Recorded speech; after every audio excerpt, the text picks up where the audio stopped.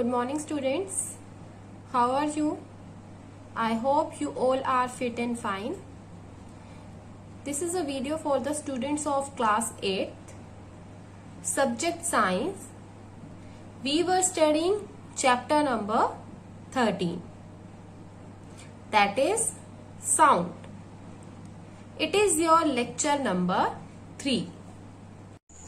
Topics to be covered in this lecture are: first topic is sound produced by humans, and second is human ear, and in this topic we will also study the parts and the working of human ear. So we will cover these topics in today's lecture.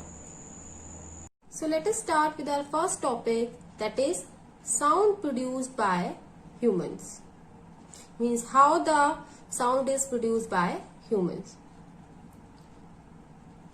If you touch the front of your throat while speaking or singing, you can feel some vibrations in your throat. Right? Means while speaking or singing, you will feel some vibrations in your throat. And sound in humans is produced by the voice box, which is also called larynx.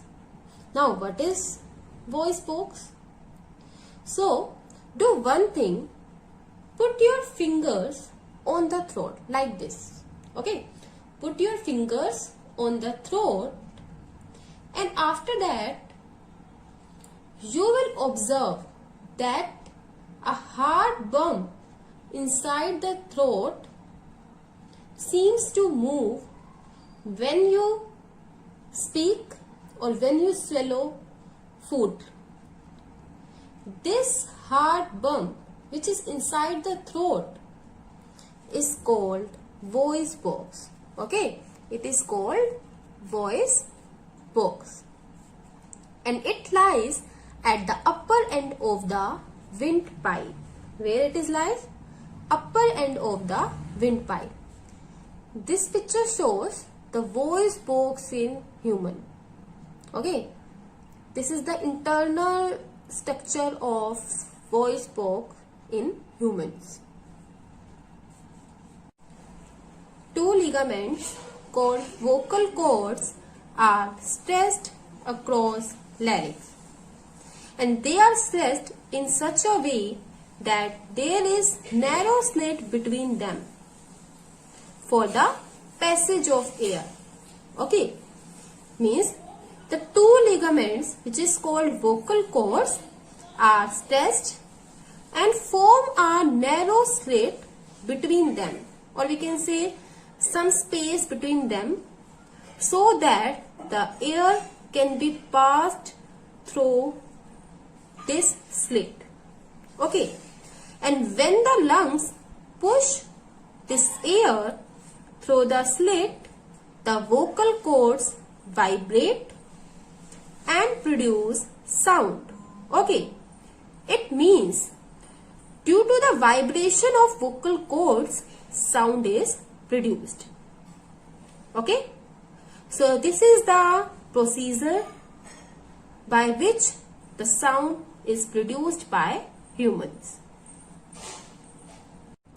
Our next topic is human ear, and in this topic we will try to know that how does the human ear perceive sound. Okay, so what is human ear? How can we define it? We can define it as ears are the sense organs that helps us to hear sound. Right? By the help of ear, we can hear sound. We are able to hear sound.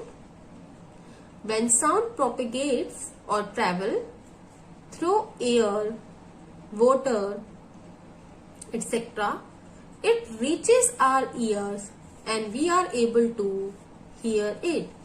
Means when any sound propagates or travels through air or any other medium, then that sound reaches to our ears, and after that we are able to hear sound. Right? So, what are the parts of human ear? So, students, the human ear can be divided into 3 parts. Okay? And first part is outer ear. Second part is middle ear.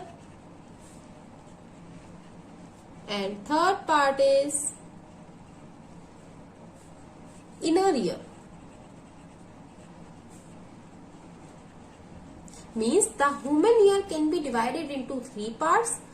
First is outer ear, second is middle ear, and third is inner ear. Now we will discuss each and every part of the ear one by one. Our first part is outer ear. It consists of a flap-like structure called pinna, which is connected to ear canal. At the end of ear canal, there is a very delicate circular membrane called eardrum. Now, this is a diagram of human ear. In the outer ear, it consists of a flap-like structure. This structure, which is called pinna, and this pinna is connected to ear canal. This is a ear canal, and at the end of ear canal, a circular membrane is present, which is called eardrum. So, these are the parts of outer ear. Now, the next part is middle ear.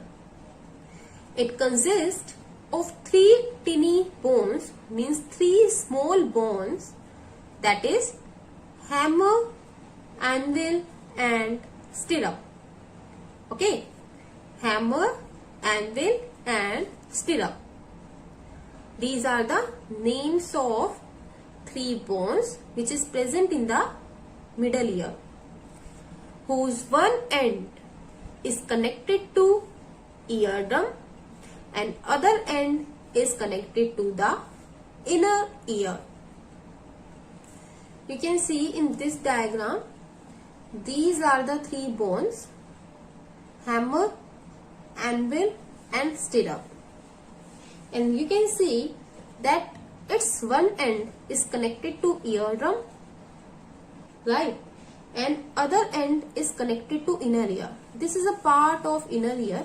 Okay, so these are the 3 bones: hammer, this is hammer,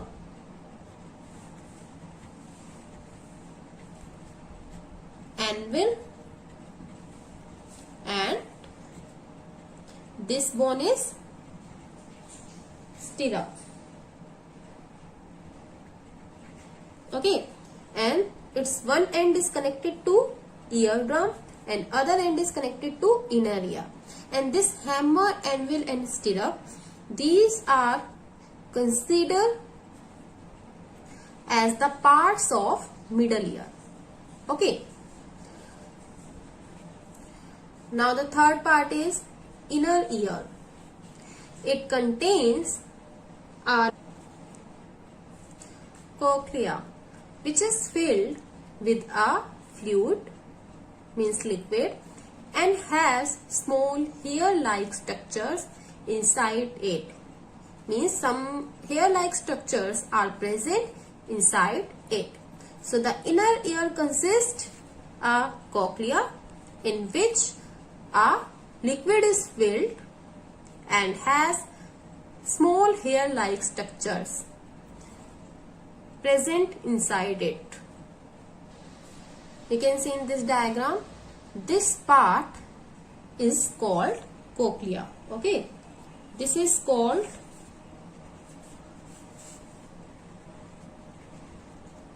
cochlea, which is filled with the fluid, and some hair-like structures is also present inside it. Okay, and these are the auditory nerve.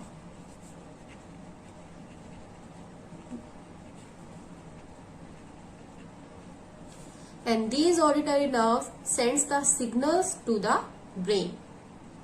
So this is the complete diagram of human ear. This flat-like structure is called pinna, which is connected to ear canal, and at the end of ear canal a circular membrane is present, which is called eardrum. Okay, these are the parts of outer ear. And after that, three bones, hammer, anvil and stirrup, is present in the middle ear, okay, whose one end is connected to eardrum and other end is connected to inner ear. And in the inner ear, a cochlea is present, which is filled with a fluid, and some hair-like structure is also present inside it. And at the end, auditory nerves are present, which sends the signals to the brain. Now I am going to explain the working of human ear. Means how the human ear perceives the sound. So first of all, the pinna collects sound waves from the surroundings and sends them to eardrum. Okay, this is pinna. This flap-like structure is pinna, which collects the sound from the surrounding and sends this sound to the eardrum. Okay, and after that these sound waves strike the eardrum and vibrate it. Okay, means when the sound waves strike the eardrums, then this eardrum start vibrating. Okay, this eardrum vibrates because of the sound waves, and then these vibrations are passed on to the three bones in the middle ear that amplify the vibrations.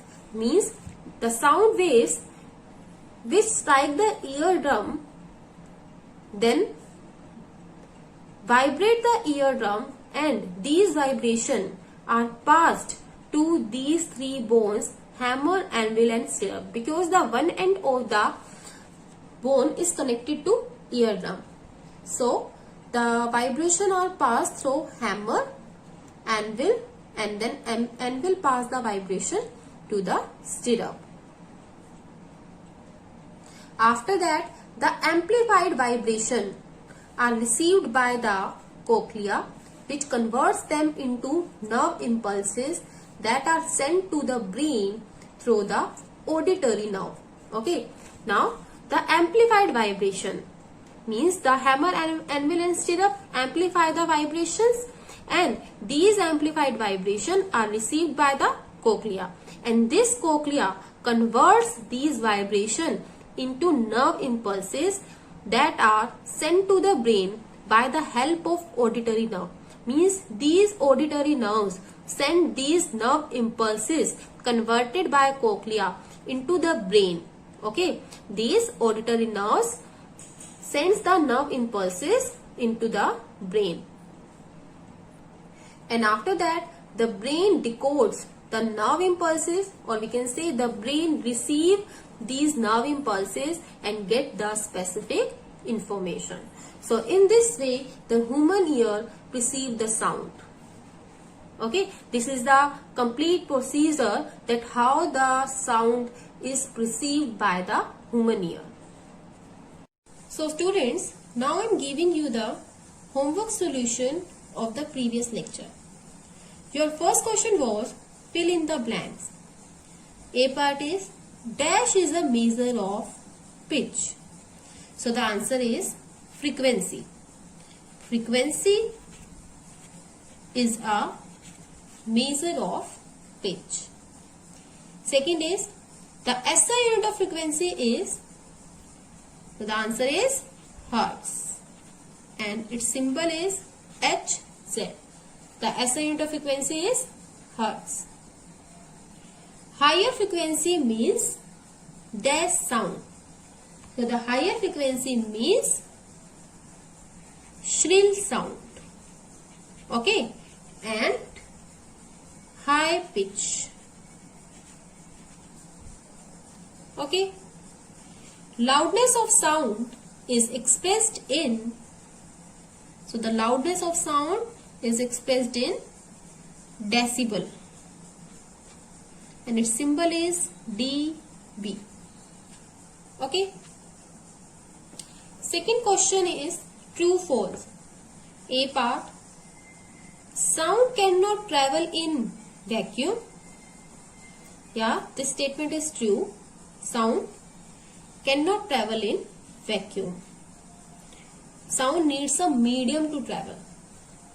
B part, the number of oscillations per second of a vibrating object is called its time period.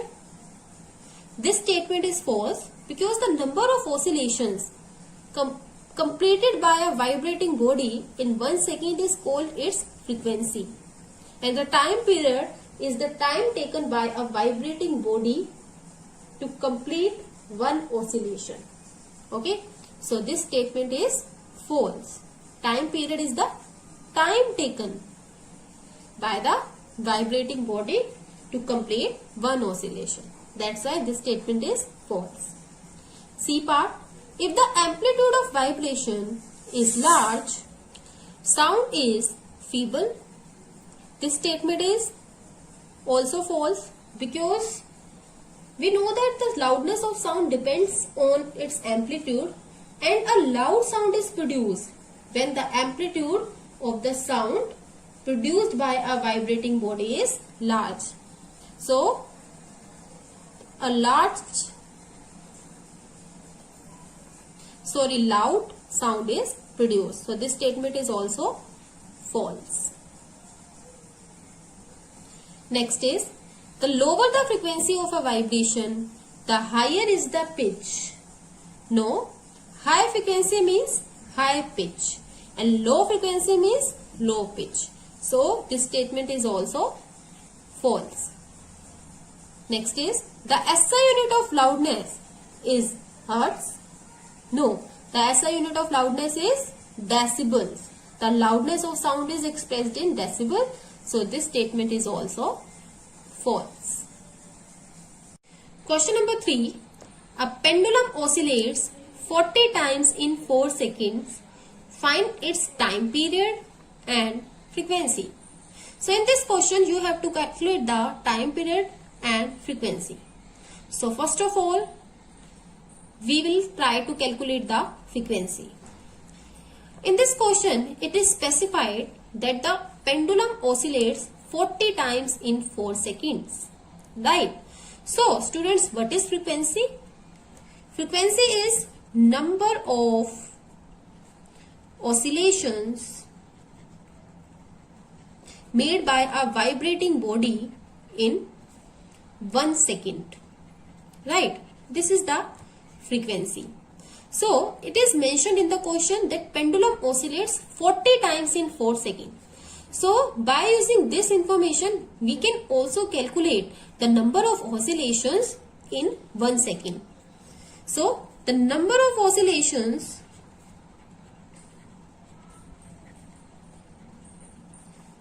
in 4 seconds is 40. Okay.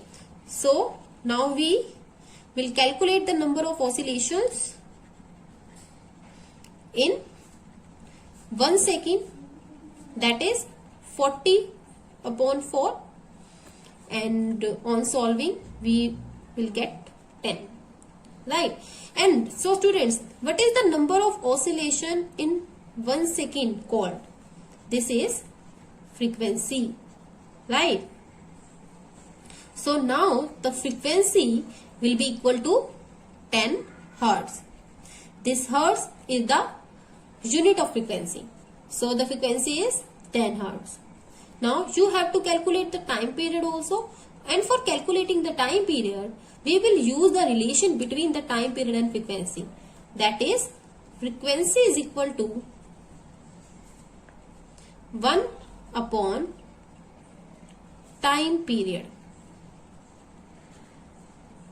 And if we shift this time period on left side, then it will become time period will become equal to 1 upon frequency, right? And here frequency is 10 Hertz. So the time period is 1 upon 10. It means 0.1 second,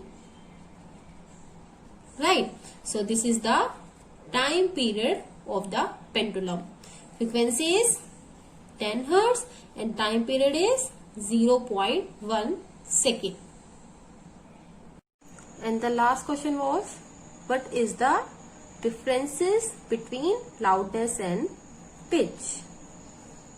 Difference between loudness and pitch. Now we will study some differences between loudness and pitch. Loudness. First is, it depends on the amplitude of a vibrating body. Loudness depends on the amplitude. And how it depends on the amplitude? Larger the amplitude of a vibration, the louder is sound. The sound is more louder as the amplitude is large. And pitch depends on the frequency of a vibrating body. This is your first difference, that loudness depends on amplitude but pitch depends on the frequency. Second is, it does not change with frequency. Okay, loudness does not change with frequency but pitch changes with frequency. And how? High frequency, then high pitch and a shrill sound is produced. Low frequency means low pitch and a soft sound is produced. Okay, so in this way the pitch changes with frequency. It changes with frequency. Third is, it is determined by the amount of sound energy received by the ear in unit time. Okay, and pitch does not depend upon the amount of energy. Loudness depends on the amount of energy, but pitch does not depend upon the amount of energy that is received by the ear. So these are some differences between loudness and pitch. So students, this is your homework. Question number 1 is multiple choice question. A part is, in ear, sound waves are collected by the, options are eardrum, second option is pinna, third option is auditory nerve, and the last option is none of these. B part is, in humans, sound is produced by the, first option is windpipe, second is ligaments, third is larynx, and last option is lungs. Out of these 4 options, only one option is correct. Okay. Question number 2 is, explain the working of human ear. Okay, you have to explain the working of human ear. Third question is, name different parts of human ear and explain them with the help of label diagram. Means you have to draw a diagram and show each part of the human ear in the diagram. Okay, so these are 3 questions you have to do in your fair notebook today. So this ends for today's lecture. Thank you.